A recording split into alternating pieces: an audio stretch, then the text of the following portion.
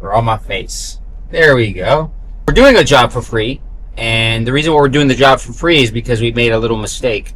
We installed a pressure reducing valve on the wrong side of the water line coming out from the meter. And usually we're going to install it right on the main line, but past the point to where the irrigation connects into it. Because what happened is this customer has a big irrigation system, and when we put the reducing valve, what it did when we did our part, it reduced the pressure down to 60 pounds per square inch, or 60 pounds, and because of that, it's constricting the irrigation system. So the irrigation system really doesn't.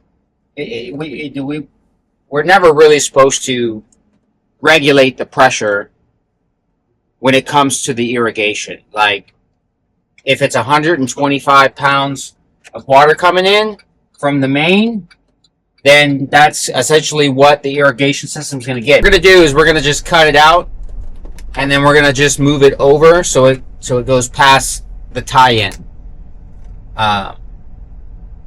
So that was a stupid mistake that we made.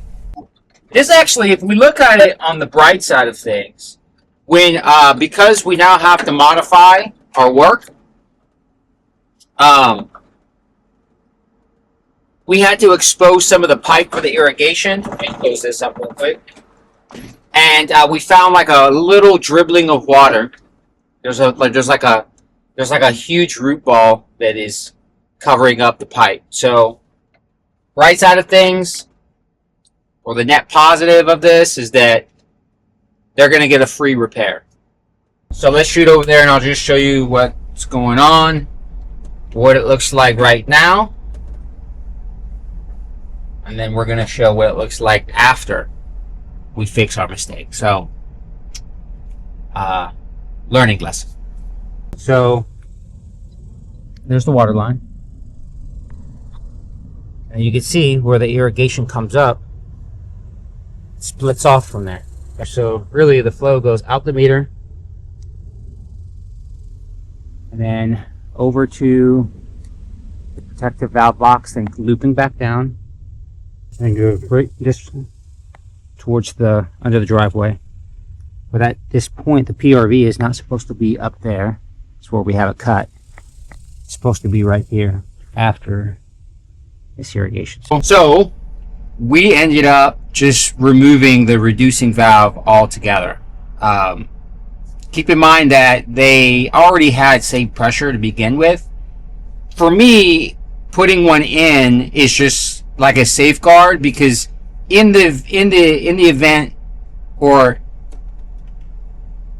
if there is a pressure rise in the future, then I was thinking in terms of like protecting the smart shutoff valve, because that thing, that thing is at least $500. You're looking at it monitoring your whole house 24/7, and if there is the slightest chance of a leak, then, or the slightest leak, then it will trigger on their phone, and they will then be able to shut the water off from their phone, or the device will automatically shut off the water for them.